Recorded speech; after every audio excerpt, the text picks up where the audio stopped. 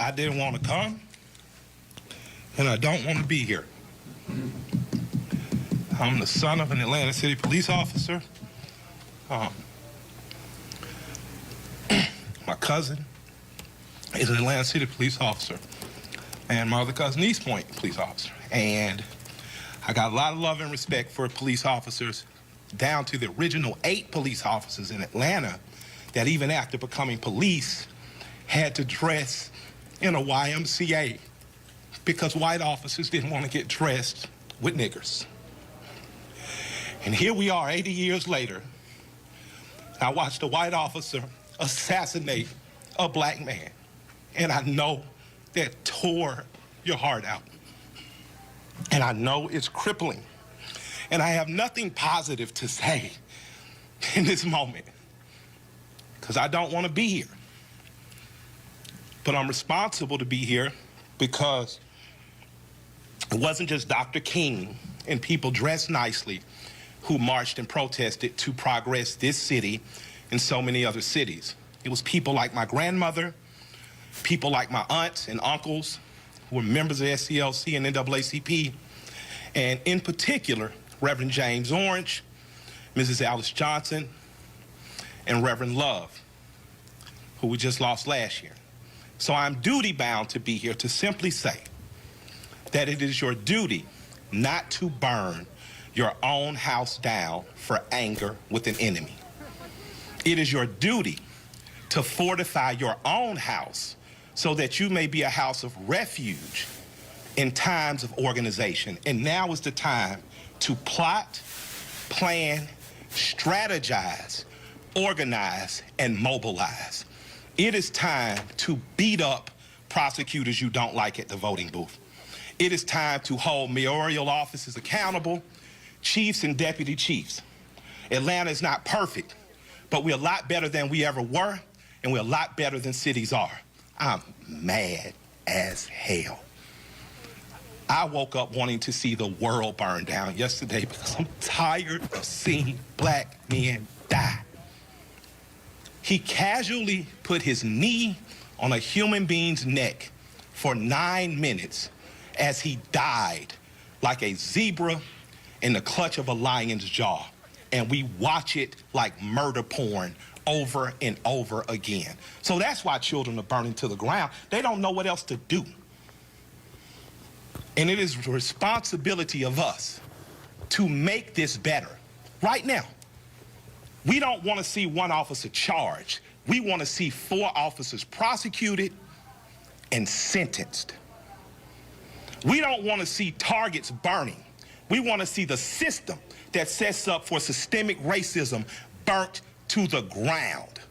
And as I sit here in Georgia, home of Stevens, Georgia, former vice president of the Confederacy, white man said that law, fundamental law, stated that whites were naturally the superior race, and the Confederacy was built on a cornerstone. It's called a cornerstone speech. Look it up. The cornerstone speech that blacks would always be subordinate. That officer believed that speech because he killed that man like an animal. In this city, officers have done horrendous things and they have been prosecuted. This city's cut different. In this city, you can find over 50 restaurants owned by black women. I didn't say minority, and I didn't say women of color. So after you burn down your own home, what do you have left but char and ash? CNN? Ted did a great thing. I love CNN, I love Cartoon Network, but I'd like to say to CNN right now, karma's a mother. Stop feeding fear and anger every day. Stop making people feel so fearful. Give them hope. I'm glad they only took down a sign and defaced a building and they're not killing human beings like that policeman did. I'm glad that they only destroyed some brick and mortar and they didn't rip a father from a son. They didn't rip a son from a mother like the policeman did. When a man yells for his mother in duress and pain and she's dead, he is essentially yelling, please God, don't let it happen to me. And we watch that. So my question for us on the other side of this camera is after it burns, Will we be left with charred, or will we rise like a phoenix out of the ashes that Atlanta has always done? Will we use this as a moment to say that we will not do what other cities have done, and in fact, we will get better than we've been? We got good enough to destroy cash bonds. You don't have to worry about going to jail for something petty. We got smart enough to decriminalize marijuana. How smart are we going to be in the next 15 or 20 years to keep us ahead of this curve? So that much like when South Africa suffered apartheid, you had Andy and other politicians that could make sure that Atlanta said, Coca-Cola, we love you, but if you don't pull out of South Africa, we're going to leave. We're not going to drink Coca-Cola anymore. Coca-Cola jumped on their side and apartheid ended. So we have an opportunity now. Because I'm mad, I don't have any good advice. But what I can tell you is that if you sit in your homes tonight, instead of burning your home to the ground, you will have time to properly plot, plan, strategize, and organize and mobilize in an effective way. And two of the most effective ways is first taking your butt to the computer and making sure you fill out your census so that people know who you are and where you are. The next thing is making sure you exercise your political bully power and going to local elections and beating up the politicians that you don't like. You got a prosecutor sent your partner to jail and you know it was bullshit, put a new prosecutor in there. Now's your election to do it. You want a different senator that's more progressive, that promotes marijuana through, now is the time to do that. But it is not time to burn down your own home. I love and I respect you. I hate I don't have more to say. I hate I can't fix it in a snap. I hate Atlanta's not perfect for as good as we are. But we have to be better than this moment. We have to be better than burning down our own homes. Because if we lose Atlanta, what else we got? We lose an ability to plot, to plan, to strategize, to organize, and to properly mobilize. I want you to go home. I want you to talk to 10 of your friends.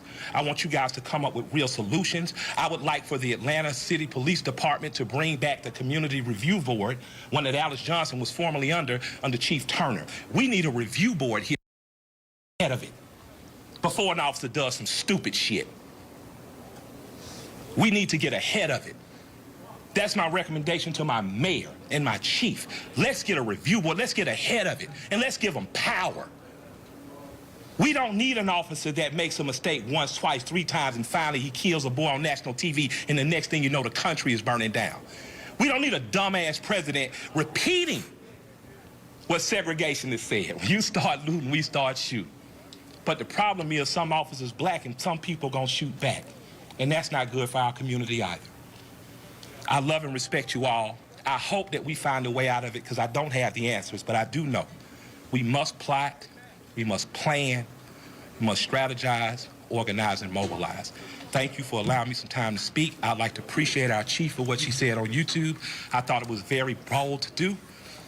I'd like to appreciate our mayor for talking to us like a black mama and telling us to take our ass at home. And I'd like to thank my friend for convincing me to come here. And I'll defer to Joe Beasley now because he knows a hell of a lot more than we do. Thank y'all.